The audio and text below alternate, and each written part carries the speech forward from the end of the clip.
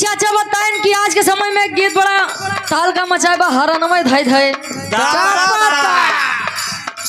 वाह भैया का करबा दुई दाए रख के चाचा कह चुकन कि बिरहा ना बिरही होत बा वाह गावे वाले के नाई दोस्त बा महाराज वाह सुने वाले के दोस्त बा वाह अच्छा अशोक चाचा अगर बिरही ना करता ए रुक जा अच्छा एक बात बतावा पवन सिंह का ये गा यहाँ की कमरिया करेला पाला लालीपाप लागे ये गा यहाँ ढेर गाया ना भक्तियों गाना गाया ना भक्ति गाना वही जात ना लोग चले हैं लेकिन इन्हन गाना वही चलाओ खोए सड़िए पे डालब नजरिए तो सड़िए फिर से पहिने पड़ जाई आई तो काका हम कहा तई गवैये एक दोस्त भाई वाह वो तो कुल गावत बा जवन बजावे खोका बजावा एक बात जान लीजिए मार्केट में जहर और मिठाई दोनों मिलती है मिठाई खाबे जहर खाबे हम पे और यहाँ पे निर्भर करता है गवैया जिन दोस्त काका गवैया गैस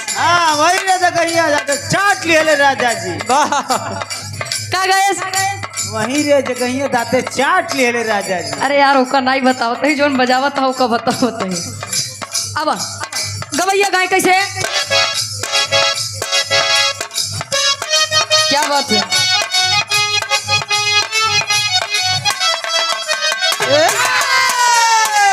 दुल्हा बताओ अपने ड्राइवर दुल्हा खातिर संतोष भैया समझे जाया समझता है ना कहे अरे हाली का कही पियावा के बिन चलुए न जन चापता हाल का कही पियावा के बिन चलुए न चापता जियो हाल का कही पियावा के बिन चलुए न चापता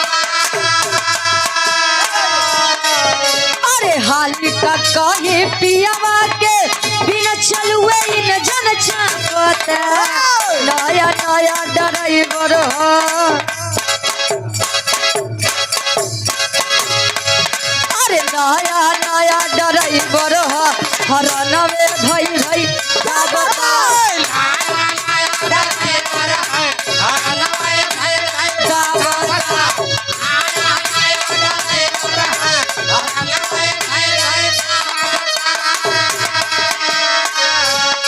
अगर ये कहा कि आज के सिर्फ लड़का एक गाना सुनो तहाँ ती गलत बा बुढ़े रजाई के अंदर चदरा काका एक जगह हमार कार्यक्रम रहा तो एक जने बुढ़ऊ दादा है पैसा देहन कहन बिटिया जौन वाला गनवा चलावा नया नया ड्राइवर है हरानमय धाई धाई जावत वही गाय दे यार डब्लू गुरुदेव हमारे कहीं नहीं सब गाना नहीं गाए कहीं ने काम करा हमारे पैसे वापस करे हम दूसरे गवैये से गवाई ले भैया सबका दोस्त न दिया प्रदीप भैया लेकिन हरिओम भैया के आदेश बा पीडीए गठबंधन खातिर पीडीए का मतलब यही नहीं होता है कि बस दलित समाज के ही लोग उसमें सम्मिलित हैं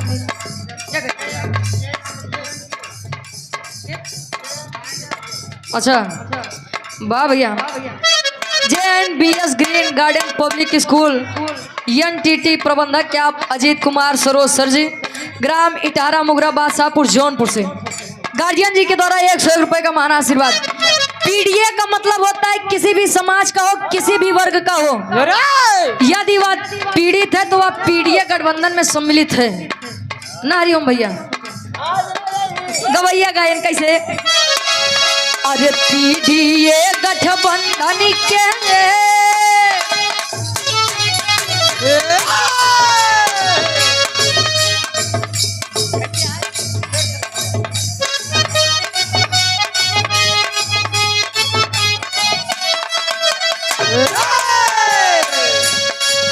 अरे हाली कराही 27 में जनता अभी ये भापता हाल कराए 27 में जनता अभी भापता हाल कराए 27 में जनता अभी भापता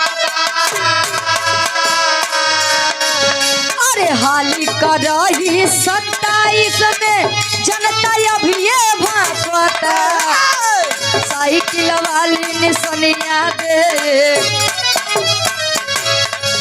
अरे साइकिल वाली निसनिया दे विरोधी थर थर का पता साइकिल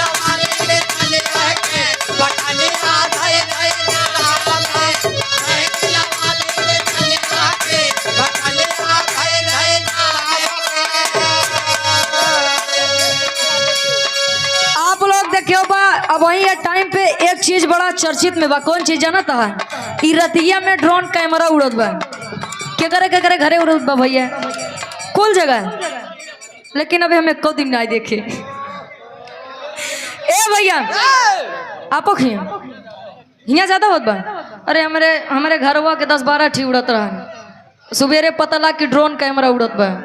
क्यों कहा था कि सर्वे करत है, आ क्यों कहा था पता लगावत हाँ कितना मनई सोवत हाँ कितना मनई जागत हम। प्रदीप भैया बचा रहा तनी बचा है कहे 2027 में पीडीए गठबंधन में आप लोग जुड़िए। एक लाइन पीडीए गठबंधन खातिर कैसे?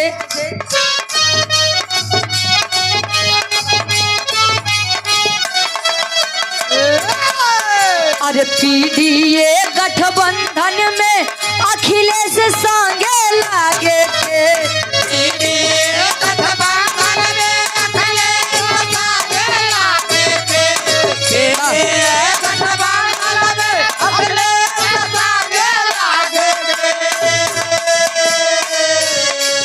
अरे पीडीए गठबंधन में अखिलेश संगे लागे के। साइकिल वाली निसनिया के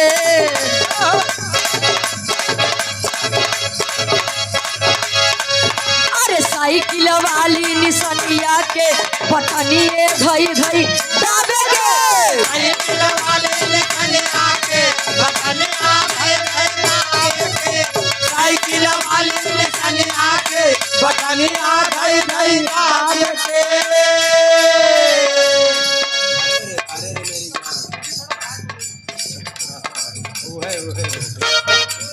और आप Apex coaching centre MD by RK sir Itara border Mugrabad Shahpur में आरके सर के द्वारा कोचिंग का उद्घाटन हुआ है।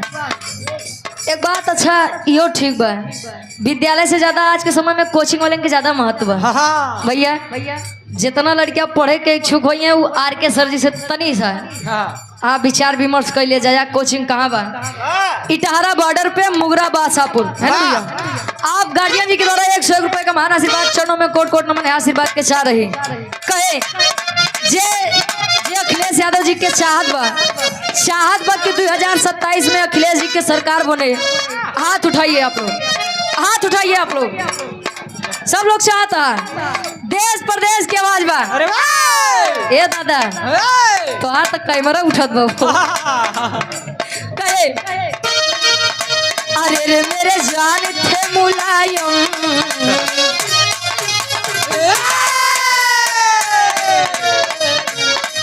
रवि यादव जी जिला पंचायत सदस्य वर्तमान में है। आप जिला पंचायत आप गार्जियन जी के द्वारा 200 रुपए का महान आशीर्वाद चाहने वालों की आवाज है। अरे रे मेरे जान थे मुलायम, अरे रे मेरे जान थे मुलायम, देश के साथ मुलायम। स्वागत है भैया अखिलेश का। अरे रे मेरे जान थे मुलायम, देश के साथ मुलायम। स्वागत है भैया अखिलेश का। अरे रे मेरे साथ मुलायम, देश के साथ मुलायम। स्वागत है भैया अखिलेश का। कृष्ण कहूँ राम आपको, कृष्ण कहूँ राम आपको। पूजती हूँ मैं सुबह शाम आपको। मेरे भगवान थे मुलायम, देश के साथ मुलायम। स्वागत है भैया अखिलेश का। मेरे भगवान थे मुलायम, देश के साथ मुलायम। स्वागत है भैया कब हो? मेरे भगवान थे मुलायम, देश के शान थे मुलायम। स्वागत है भैया अखिलेश का। 2027 में आप लोग कृपया करके तैयारी बनाइए, नहीं तो ऐसे हम लोग से गवावत रहा। हम लोग गावत रहा, आप लोग मनोरंजन का छोड़ दे। जब कुछ कई के दिखाए 2027 में भैया कहे त्रिभुवन यादव जी विक्रमपुर से गार्जियन जी के द्वारा 51 रुपए का महान आशीर्वाद। कहता है देश समझवादी बनो, अरे वादी बनो, नेता अखिलेश के साथी बनो। चमर पासी बनो, चमर पासी बनो। चमर पासी नहीं महाराज, सब पीडीए समाजवादी बनो। अच्छा पीडीए वाले है का? और का तब ठीक है, तब कोनो दिक्कत नहीं है। भले बोलो हार वार नहीं कहता। अब कहे देश प्रदेश के आवाज बात कहता है देश समाजवादी बनो, अरे वादी बनो, नेता अखिलेश के साथी बनो। कहता है देश समाजवादी बनो, समाजवादी बनो, नेता अखिलेश के साथी बनो। कहता है देश समाजवादी बनो, अरे वादी बनो, नेता अखिलेश के साथी बनो। कहे दुलैया मुल्क हमारा तभी होगा आजाद। बोलो साइकिल जिंदाबाद, बोलो साइकिल जिंदाबाद, बोलो साइकिल जिंदाबाद। मुल्क हमारा तभी होगा आजाद। बोलो साइकिल जिंदाबाद, बोलो साइकिल जिंदाबाद, बोलो साइकिल जिंदाबाद। देश के विरोधियों से बागी बनो, अरे बागी बनो, नेता अखिलेश के साथी बनो। देश के विरोधियों से आगे बढ़ो, अरे आगे बढ़ो, नेता अखिलेश के साथी बनो। देश के विरोधियों से आगे बढ़ो, अरे आगे बढ़ो, नेता अखिलेश के साथी बनो। कहे मुल्क हमारा तभी होगा आजाद। बोलो साइकिल जिंदाबाद। वाह समाज में भारत देश में राजनीति नहीं चलत बा, कूटनीति चलत बा। राजनीति के मतलब मने अपन शासन सत्ता देखे, वाह आ कूटनीति के मतलब ये होता है कि तू अहिर है, तू गडेरिया है, तू हिंदू है, तू मुसलमान है। वाह धर्म और मजहब के नाम पे लड़ाया जा रहा है। और सत्यता बात यह है कि भारत देश खातिर जितना मुसलमान करे हैं भैया, शायद उतना हिंदू करे हुए हैं। बाबा या से एक बनाई के रखा जाए। अच्छा JNBS green garden public school NTT Apex coaching centre Itahara border Mugrabad Shahpur Jaunpur से आप RK सर है ना, गार्जियन जी के द्वारा पुनः 101 रुपए का महान आशीर्वाद, चरणों में कोट कोट नमन है, आशीर्वाद के चाह रही। जय माँ शीतला टेंट हाउस पूरा मधु भीगपुर मुगराबाद शाहपुर, प्रोपराइटर आप KP यादव जी, बाबा 200 रुपए का महान आशीर्वाद। माई भगवती काम में दिन रात तरक्की दे। वाह क्या पाओ? अच्छा ही रहुआ पे अब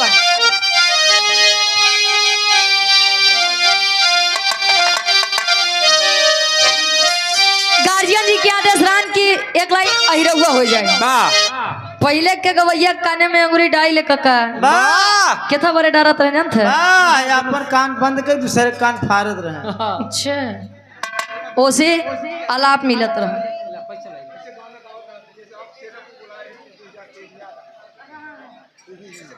और आप गार्जियन जी परम आदरणीय परम सम्मानित आप हरिओम यादव जी PDA गठबंधन वाह जिला पंचायत हाँ है ना भैया, गार्जियन जी के द्वारा सुंदर पुष्प पंखुड़ियों में उठा हुआ हार 101 रुपए का महान आशीर्वाद।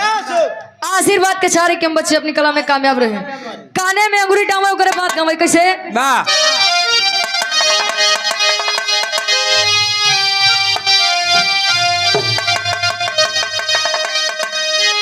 अरे तो सूरजू का घेरे बाटे अब काली बदरिया, लंका के घेरे हनुमान।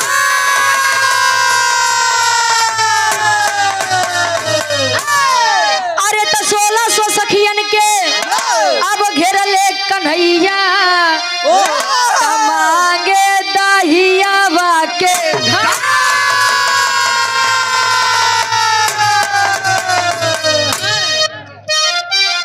क्या बात है।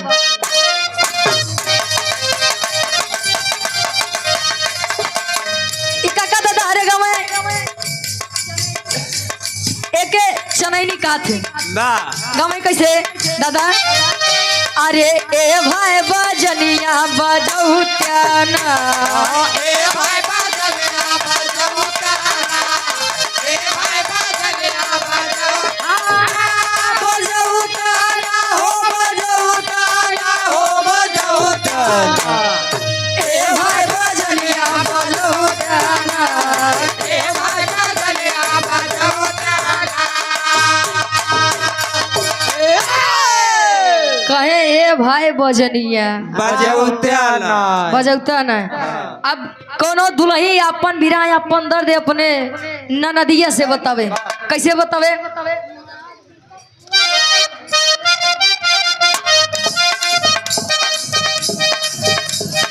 माघ बीता पूस बीता बीताएगा, फागुन के महीना पिया लैया सोवई का मोरे लगे सोवई खरी लहुरी ना नदिया रे लहुरी ना नदिया बोला तबीरा नहीं आए भैया दाना पानी के थोड़ी का तेल मला सारी रात हम जो ही ले बाहर पूरा भैया पास राता बाहर पूरा भैया पास राता अहिरे का बेटा गजब चला राता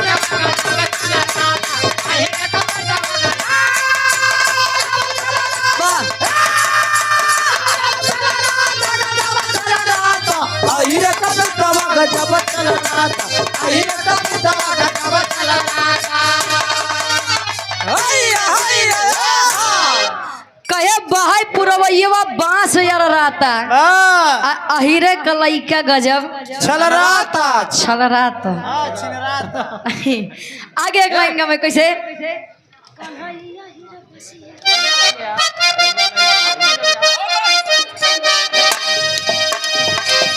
कन्हैया हीर बसिया के बजब खात रहे दूध भात चरावत रहे गैया के छुअत रहे शेरे राम जी के बगिया सीता के फूल तोरे तोरे नेबुआ पठावे ससुर खाइले सब बिटिया पछत महा रही गई बजरिया त महागदी अहिरे के तहत पर गंधवा के भौजी तोरे लाग दाई का कहाँ नाती होती पहुंचता महाराज यार उठोना लगाओ तो तू दही जरूर नाती तक पहुंच के। विमलेश यादव जी लखनऊ सचिवालय में आप कार्यरत हैं। आप गार्जियन जी के द्वारा 101 रुपए का महान आशीर्वाद कचारी कहे। एक सेरा दूधा सवाओ शेर लई गई बजरिया त महंग पिपरा के पात पर गदावा के भौजी तोरे लाग दक्षिणा दाल करे जना थुके रावे नहीं जना तू दाल करे जना थुके रावे नहीं जना तू अपने भतार के मिलावे नहीं जना तू अपने भतार के मिलावे नहीं जना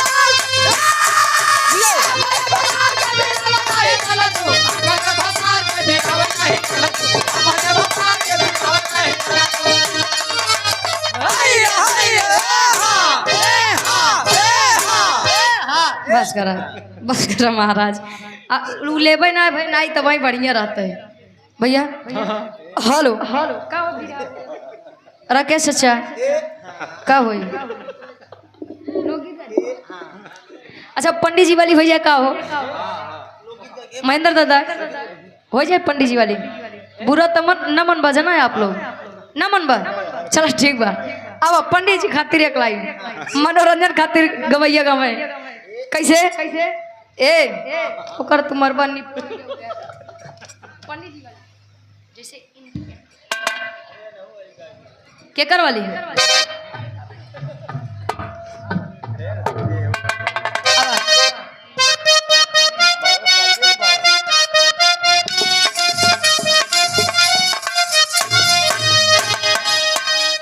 दादा हरे गावे पंडित जी खातिर पंडित जी हरे भरे खातिर कहे जैसे इंडिया के गेट वैसे पंडित जी का पेट जैसे गोल टमाटर गाल वैसे पंडित जी का लाल का यार उल्टा सीधा न गावा जौन बाबू है गावा कहे जैसे इंडिया के गेट वैसे पंडित जी के पेट जैसे गोल टमाटर लाल वैसे पंडित जी के गाल सुनो बाबा कहे जैसे फूल की के पानी वैसे पंडित के जवानी जैसे अरसी चर्चा रहा है वैसे पंडित बरबरा है सुनो बाबा मनोरंजन खातिर भैया बुरा न माने जया ऐसे गाँव ही। अच्छा पाल बिरादरी वाली हो जाए। पाले भैया वहीं आए रहे नहीं हाँ वह बाटे पाल बिरादरी खातिर एक लाइन कैसे अब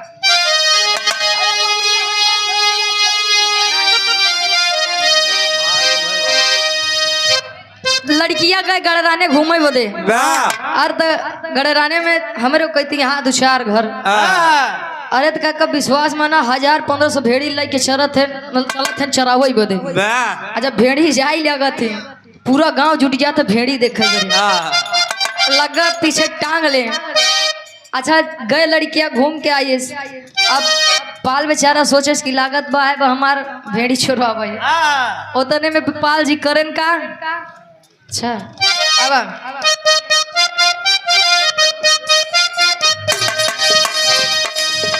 दीदी घूमे गए हम गले राने रे दीदी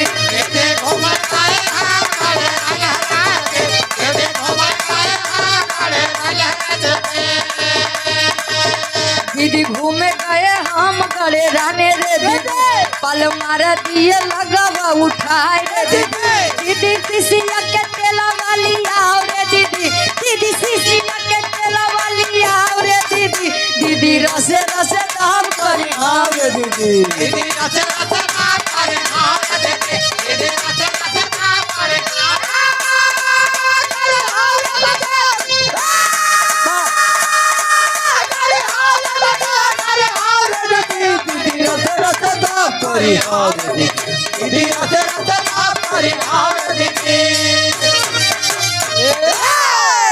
यही रहुआ के फरमाइश रान पंडित जो वाली हो पालो बिरादरी हो भैया नहीं ए भैया अब लोकगीत गति आप तरह समझा थे तुम्हें रेखा कहूँ या जय प्रदा कहूँ कुछ भी कहो राजा तुम्हें रेखा कहूँ या जय प्रदा कहूँ आज तुम तो श्री देवी लगती हो डर बात का है ए नेहा मैडम क्योंकि कोई खा ना जाए क्योंकि तुम तो रस भरी जिलेबी लगती हो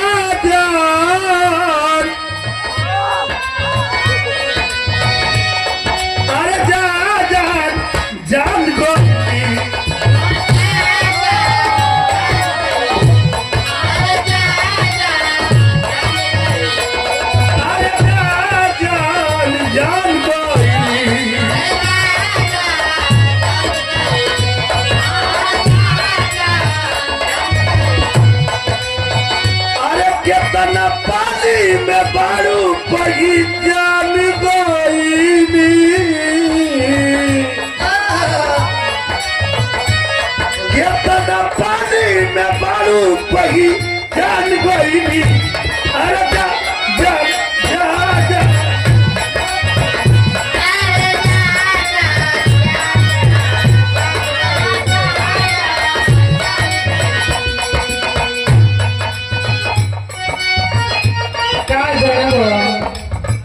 याद जब याद लू हम के तारे